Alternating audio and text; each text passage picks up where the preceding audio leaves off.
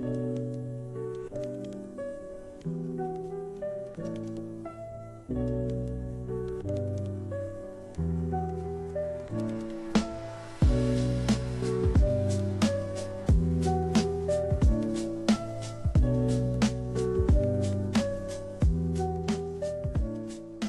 right, podcast people, welcome to Drug Dealin. Sounds like it's a podcast about illicit drugs, but it's not. It's actually a podcast about the biotech industry. My name is Shivu. I'm with my longtime friend and former colleague, Kenny Lalwani, and this is our first foray into a biotech podcast from the perspective of biotech insiders. I'll kick it over to Kenny. He's going to give us a little rundown of what we're going to talk about today. Today's just kind of an intro podcast to give you a flavor for what we're about, what we're trying to accomplish. And future episodes are going to have a lot of interesting stuff. But yeah, Kenny, why don't you take it from here? Thanks, Shivu. Hello, everybody. Thanks for listening in. So I thought, Shivu, what would be helpful is maybe we go into introductions. What was the genesis of the idea of us doing this? Spoiler, it was over a hot pot meal, which tends to be a great birthplace for a lot of good ideas and good things. Why we're in biotech, and really what's the purpose of this? Because you and I, we love what we do, but it goes beyond that. And so how about we just start with introductions? Yeah, let's do it. I can go first. So my name is Shivu Sharma. During my day job, currently I'm head of strategy and BD at a small cell therapy biotech company called Control Therapeutics. And at night, I have a biotech strategy blog from an insider perspective, facetiously named Big Pharma Sharma. My background, I've been in biotech for almost 12 plus years now. I started off as a consultant, working in strategy consulting for a lot of big and small companies. Cut my teeth on the industry side at Gilead on the competitive intelligence team there, where I was focused on oncology and cell therapy. Got to play a part in the Kite acquisition and was, very involved with the Kite team and the Gilead team across the oncology portfolios there. Had a stop in corporate strategy for a while and corp dev, and eventually went to small biotech at a company called Instill Bio, where I was head of product and portfolio strategy, and have just always been really enamored with the biotech space. I kind of wandered into it, which I think, we'll get into later, but it come to have a deep appreciation for what we do in this space. And frankly, the people, great people like my co-hosts here, Kenny, who you meet along the way. Yeah, that's awesome, Shivu. Thanks. So a little bit about me. So undergrads in biochem, I've long been interested in healthcare and its impact to the individual. After grad school, which was an MBA, I went straight to Wall Street, worked in biotech equity research for a while. Then after that, I joined a consulting firm called IMS. This was when I was in New York, spent about 5 years there. A really interesting job opened up at a company called Gilead across the country in California.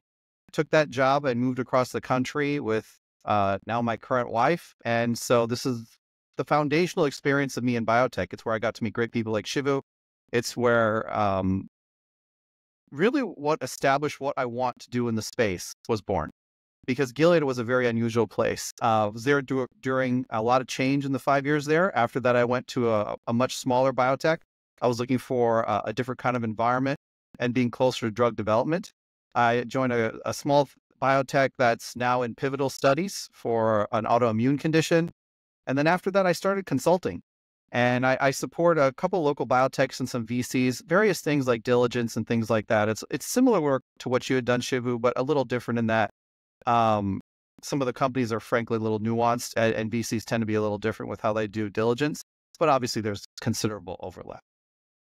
Yeah, I love that. And, I think when we both met each other at Gilead, we were both covering two different spaces. I was on the oncology side. I think at that time, you're deep into Gilead's liver portfolio.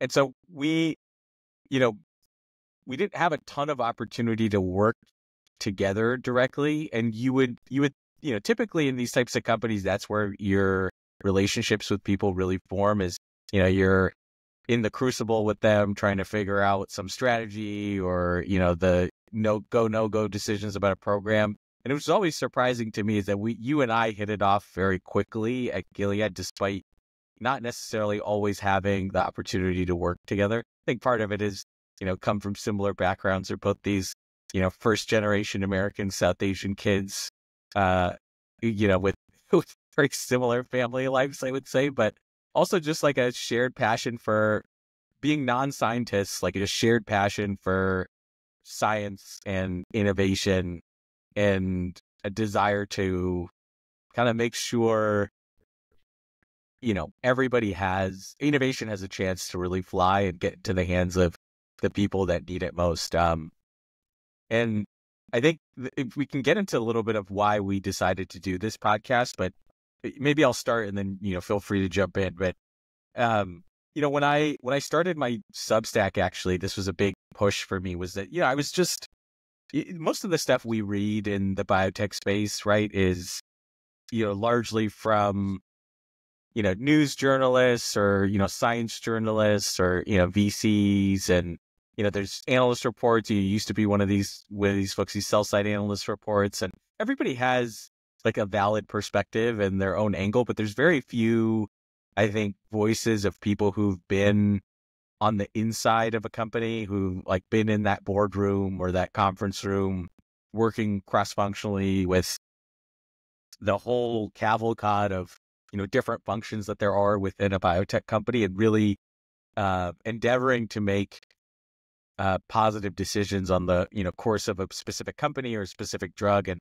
I always felt like that perspective was really missing from the, biotech coverage space, which is why I, wanted to start my Big Pharma Sharma Substack. But I found that, there, even in the podcasting space, there just really wasn't, good, smart people talking about the space from an insider's perspective. And, when we were catching up over our little hot pot session, which is such a wild thing, like imagine two vegetarians like going to get hot pot. Like it's probably, you would have thought we'd be at like some salad place or something. Instead, we're just surrounded by all these people like devouring meat and seafood. Meanwhile, we're just like dipping our little tofu. We're dipping our little tofu into our soup. But it was such a long and lovely conversation that we had. And I think it's just very clear that we had a lot we wanted to say, you and me, and that we could say it more clearly together. And B, that this perspective from an insider's perspective was missing from the biotech space, the way that it's covered. And I feel like you and I, and what we'll endeavor to do in this podcast, is really cover the space, be true to ourselves, and speak from our experience, and also speak from our lack of experience in certain things and learn along the way. Anything you want to add there, Kenny? No, that's spot on. I think one of the things we both lamented is how our sector is essentially a black box, even to people we work with. And so one of the phrases I remember you and I discussed at Hot Pot was how we wanted to demystify our sector. Because ultimately what we try to do is make a positive impact on the patient. And unfortunately, what does happen in the span of an individual's life, they or someone they care for is sick.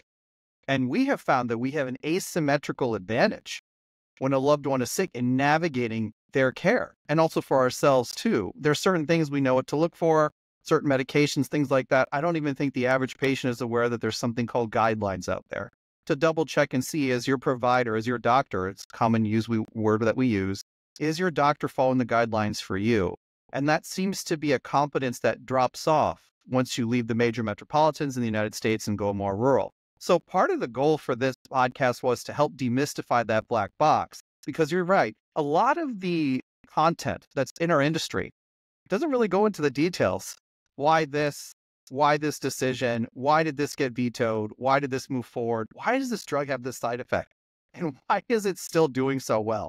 These types of things are just not that well understood. So I think that's one of the values that you and I can add, because we are not, as one of the things you mentioned before, we are not classically trained scientists. But one of the reasons why I think you and I get along and why we've done well in our field is because some of the most beautiful things about our sector happen at the confluence of many disciplines. It's not just science.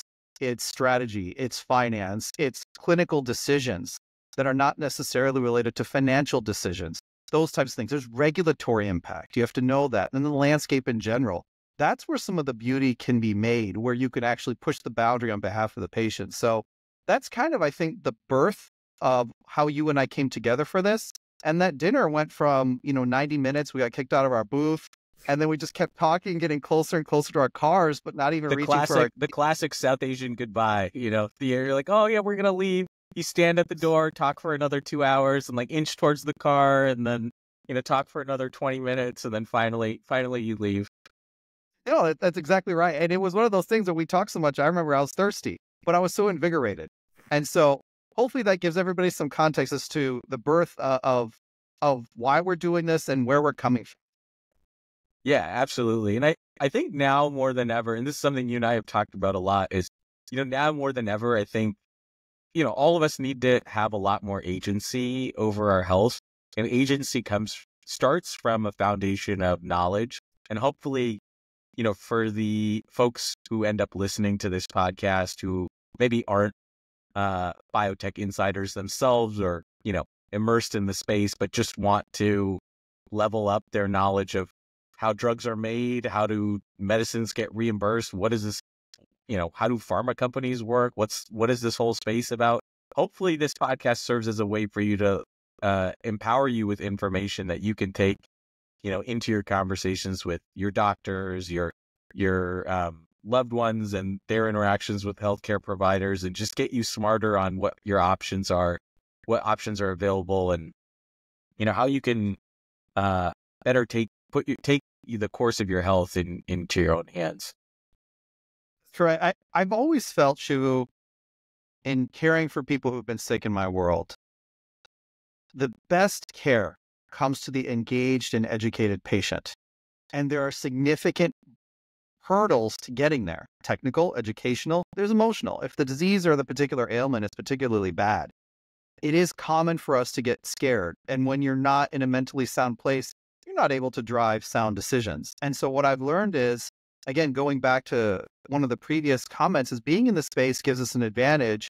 And one of the major regrets I have is how our industry has not evangelized some of the technicals of our field and translated them in a meaningful way so that anybody can use it to get better care for themselves. I've used the Wyoming example for you many times. Like if you need to see a cardiologist in Wyoming, how many are you going to see? You might have to go 2 hours just to see one. Are you going to get a second opinion? So therefore, how do you even know you're getting the best care from that single provider, from that single data source? In a world, by the way, where you and I have great reverence for N equals 20, a meaningful sample size. You may not see 20 physicians, but how do you make sure you're getting the best care? So that's the essence of it. And I think you and I have talked about other things as well. There's a big conference coming up in our sector called JP Morgan Healthcare Conference. It's always in SF and it's quite considerably large. I figured also having an insider's view on that conference would be interesting for folks. Some of the other things that we've talked about, Shivu, are our deals. We both I spent almost 5 years at Gilead. I think your tenure was similar as well. Gilead's very interesting growth curve, and it's had several successes along the way and several things they would probably do differently in hindsight. You and I have the ability to kind of give some opinions as to how some things form. And then I went from a company of Gilead that was 19,000 people to I was employee 39, and how the decisions are very different when you're at a company like that. And so I figured those are some of the other things that we can talk about in this podcast as well. Yeah, I'd love to get into all that stuff.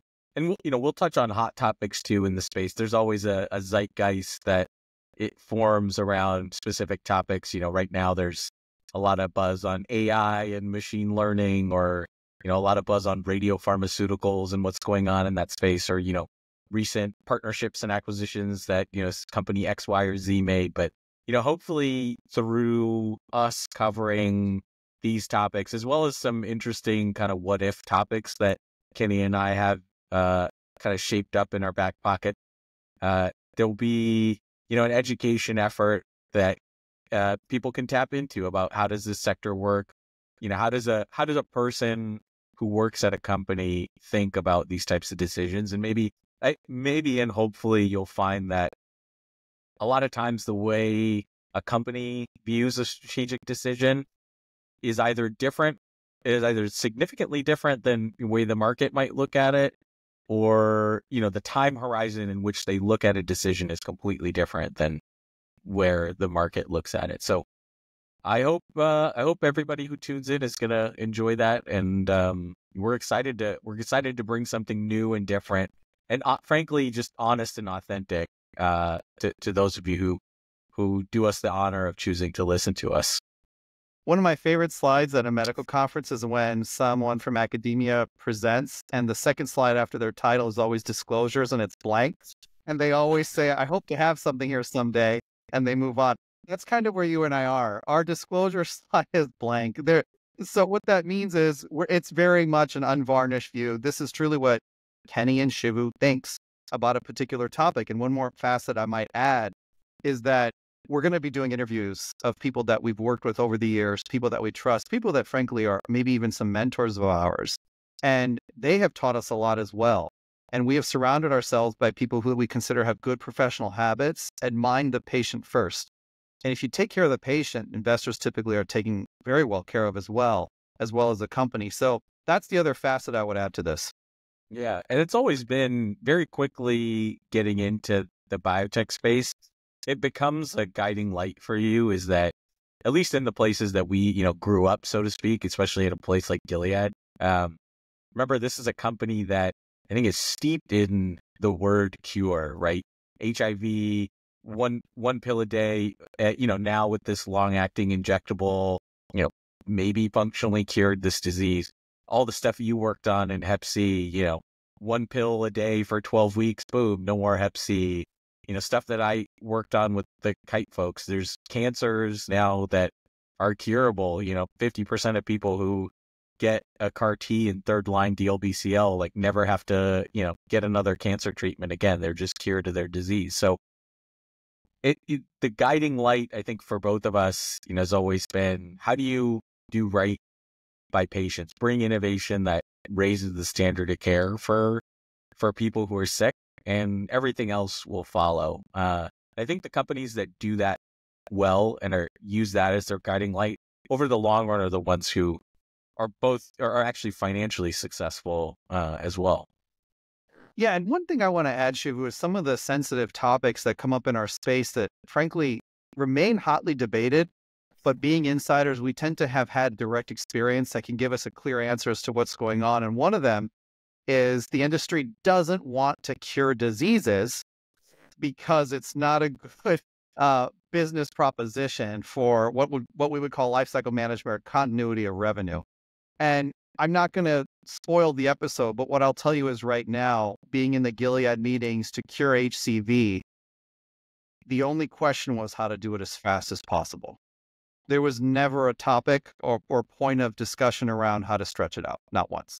Gilead was so acutely focused on how fast can we do it. And then we had a competitor enter the space that did it in 2/3 of the time. AbbVie came in and they did it in 8 weeks. They had some safety differences. And so the patient may have to adjudicate, but that's one spoiler I might share, that we'll get into some of these more sensitive things. And maybe we'll bring in some pricing and market access people, the people that can speak about it, that have actually had direct experience with specific launches and providing access of that medicine to patients. But that's one thing we're going to delve into as well. I love that. Yeah, a lot of interesting stuff, and hopefully a lot of content and angles that you wouldn't get from other places or other groups that kind of cover this space from a different vantage. Yep. So this comprises, I think, a good summary of our first episode. Shivu, we wanted to keep this short, and then the next few will be on various topics, maybe some interviews. Anything else you wanted to mention as we wrap this one up? Would just like to say, our disclosure slide, as you said, is empty, but we're happy to take advertisements and take advertisement dollars for good companies. I'm happy to have a full disclosure slide. I'd love to be compromised by potential advertisers. So, as we get going and build some momentum and our viewership and subscribership grows, I think that obviously that that will grow with it. But we're excited to bring something new and interesting to you. Hopefully you all find it intriguing. And frankly, Kenny and I have done a few of these sort of prep calls, kind of mapping out what topics we wanted to talk about, kind of recurring topics too, who we may end up interviewing for different episodes and the focuses of those topics. And we've just had a blast talking to each other, even just in the planning phases of it. I feel like most of our convos are business convos about, the logistics of all this. The first like 50 minutes of it is just us shooting the shit about random stuff and what's going on in the space. And then the last 10 minutes is like, oh, okay, let's make sure we get our microphones and our social media handles and everything set up and put together. So I hope you all also feel the same energy throughout the podcast that, we enjoy bringing in our day-to-day conversations with one another. Yeah, it's well said, Shiva. We put a lot of effort into it, but more importantly, that's not something we would even mention. It's just a conduit for us to get the message out, and that's really important to us. And on the sponsors, definitely happy, definitely happy to have something there. But what is a guarantee, a promise, essential that we'll make with the audience is that will never sway how we share information and what we're trying to do. What we're trying to do is demystify biotech and help someone who may want to learn a little bit more about their space this days. Yeah, love it. Anything else we want to add, or is that a good place to end for this first intro? No, let's close it here, and I look forward to sharing the next few episodes and make this a recurring event. All right. Thank you, everybody, for listening. Definitely more episodes to come. We'll have hot topics, interesting discussions, and some interviews coming up as well. So stay tuned. Subscribe to Drug Dealin Pod on your podcast app of choice, Apple, Spotify, wherever you love getting your podcasts, we'll be there. So stay tuned, and we'll see you in the next one. Thank you, everybody. Bye.